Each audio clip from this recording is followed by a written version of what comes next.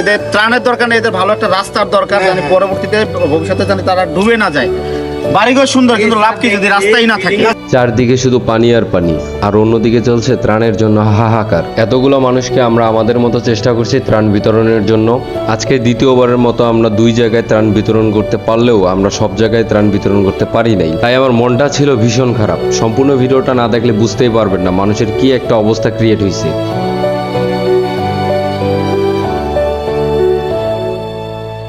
আসসালামু আলাইকুম গাইস, কেমন আছেন সবাই? আশা করি সবাই আছেন অনেক ভালো।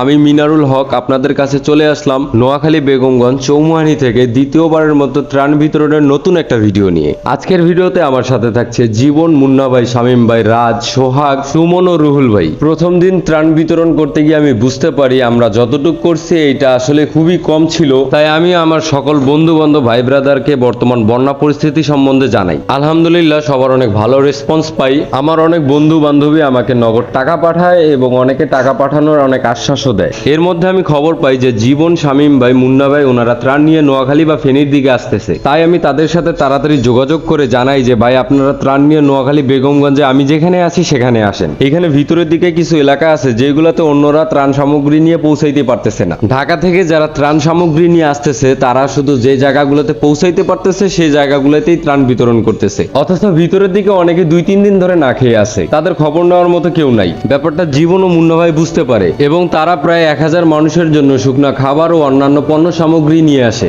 এবং আমরা সকলে মিলে তা বিতরণ করি। এই যে এই ছেলেটাকে যে এত খারাপ মনে হয়, আসলে কি সে এত খারাপ? দেখেন ত্রাণের জন্য কত কষ্ট করতেছে। আর এই যে আরেকজন বন্ধু আসসালাম, বন্ধু তুমি কি অনেক টায়ার্ড?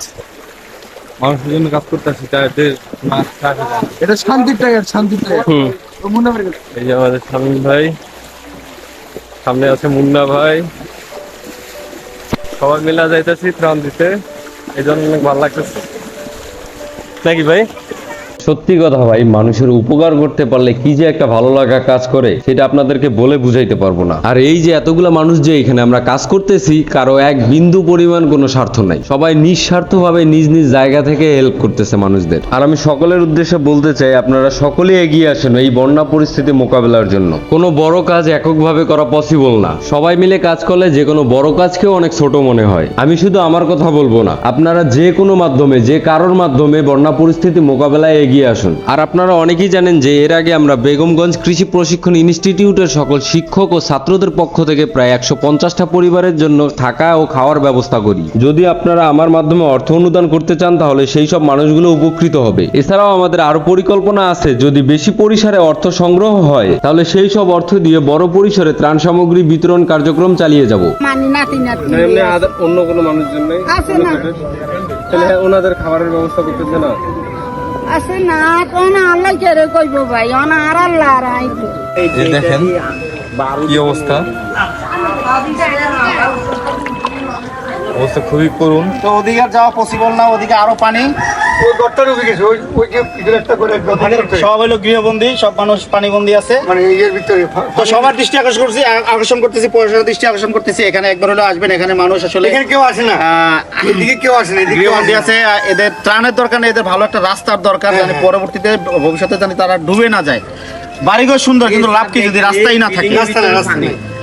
তো এখানের মানুষ কিন্তু আসলে কি বলবো, অর্থের অভাবে না, আসলে এখানে মানুষ রাস্তার অভাবে ভুগতেছে।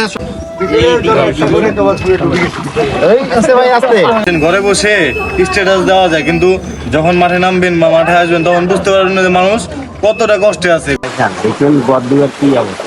কি যে একটা অবস্থা আপনারা দেখেই বুঝতে পারতেছেন। চারদিকে শুধু মানুষের হাহাকার লেগে গেছে। আমরা যতগুলো ত্রাণ সামগ্রী নিয়ে এসেছি তার কিছু অংশ ভিতরে দিয়ে এসেছি এবং বাইরে এসে দেখি আমাদের গাড়ির আশেপাশে মানুষ ত্রাণের জন্য ভিড় করে ফেলেছে। আমরা যতই ত্রাণ দিতেছিলাম ততই যেন মানুষের ভিড় বাড়তেছিল। এত এত মানুষকে ত্রাণ দেওয়া আমাদের পক্ষে সম্ভব হচ্ছিল না, কারণ আমরা আগে প্ল্যান করছি যে যতগুলো ত্রাণ আছে তার কিছুটা এইখানেই দিব এবং বাকিগুলো অন্য আরেকটা প্লেসে দিব। কিন্তু এইখানে প্রায় অর্ধেকের বেশি ত্রাণই চলে যায়। মানুষ এমন ভাবে তাকিয়েছিল যা দেখে আমাদের সত্যি অনেক খারাপ লাগতেছিল। তারপরও আমরা আমাদের সাধ্যমতো সেখানে ত্রাণ বিতরণ করে পরবর্তী প্লেসের জন্য রওনা দেই এবং তাদেরকে আশ্বাস করে যাই যে পরবর্তীতে আমরা আবার আসবো।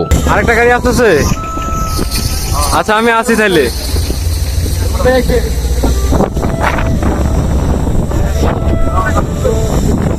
ডান আমাদের দেওয়া ডান এক সাইডে আর সো গাইজ আমরা দ্বিতীয় প্লেসে ত্রাণ বিতরণের জন্য রওনা দেই। দ্বিতীয় প্লেসটি হচ্ছে একটি আশ্রয় কেন্দ্র, যেখানে নাকি কোনো ত্রাণই পৌঁছায় নাই। দ্বিতীয় প্লেসটিতে পৌঁছানোর জন্য আমাদের প্রায় অনেকটা পথ অতিক্রম করতে হয় এবং আশ্রয় কেন্দ্রটিতে এসে পৌঁছার পরে দেখি পুরো আশ্রয় কেন্দ্রটি পানিতে তলিয়ে গেছে। তাহলে গাইজ একবার চিন্তা করে দেখুন, যেখানে মানুষ আশ্রয় নিতেছে সেই আশ্রয় কেন্দ্রটিও পানিতে তলিয়ে গেছে। কি যে একটা অবস্থা ক্রিয়েট হয়েছে, এইখানে না আসা পর্যন্ত আপনারা ওইখান থেকে কিছুই বুঝতে পারবেন না। যাই হোক, আমাদের কাছে যে বাকি ব্যাগগুলো ছিল এগুলো নিয়ে এই আশ্রয় কেন্দ্রে দিয়ে আসি এবং বেগমগঞ্জ কৃষি প্রশিক্ষণ ইনস্টিটিউটে যেসব বন্যার্থী ছিল তাদের মাঝেও অনেকটা ত্রাণ বিতরণ করে আসি।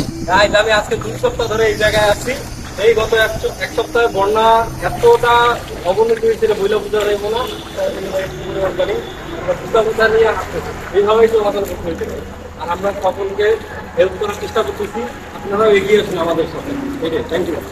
নোয়াখালী বেগমগঞ্জের বন্যার্থীদের মধ্যে ত্রাণ বিতরণ করার পর আমাদের সকল টিম মেম্বারই অনেক ক্লান্ত হয়ে যায়। সকলে যে যার মতো চুপচাপ বিশ্রাম নিতে থাকে এবং বন্যার্থীদের করুণ অবস্থা সম্বন্ধে ভাবতে থাকে। আর এর মাঝেই দেখতে পাই বন্যার্থীদের সাহায্য করার জন্য দেশের বিভিন্ন স্থান থেকে বিভিন্ন মানুষ সহায়তার হাত বাড়িয়ে দিয়েছে, যার ফলস্বরূপ হাজার হাজার ট্রাক বন্যা পণ্য সামগ্রী নিয়ে নোয়াখালী ও ফেনীর উদ্দেশ্যে আসছে। আর এখন আমরা রওনা দিয়েছি কুমিল্লায় বাজার খরচ করার উদ্দেশ্যে। আমরা মূলত আরো বন্যার্থ মানুষদের মাঝে খিচুড়ি বিতরণ করতে চাচ্ছিলাম। কুমিল্লা যাওয়ার পথে সবাই এতই ক্লান্ত ছিল যে গাড়ির মধ্যেই ঘুমিয়ে পড়ছে। শুধু আমি আর রুহুল ভাই না ঘুমিয়ে চারদিকে বন্যার পরিস্থিতি উপলব্ধি করতেছিলাম। যদিও আমরাও অনেক ক্লান্ত ছিলাম। সকল ক্লান্তি এক নিমিষেই দূর হয়ে যায় যখন দেখি আমার চারপাশের মানুষ ভালো নাই, আমার দেশের মানুষ ভালো নাই। এগুলো ভাবতেছি আর নিজে নিজে অনেক বিষণ্ণতায় ভুগতেছি। যদি সামর্থ্য থাকতো তাহলে সকলকে আমি একাই উদ্ধার করতাম।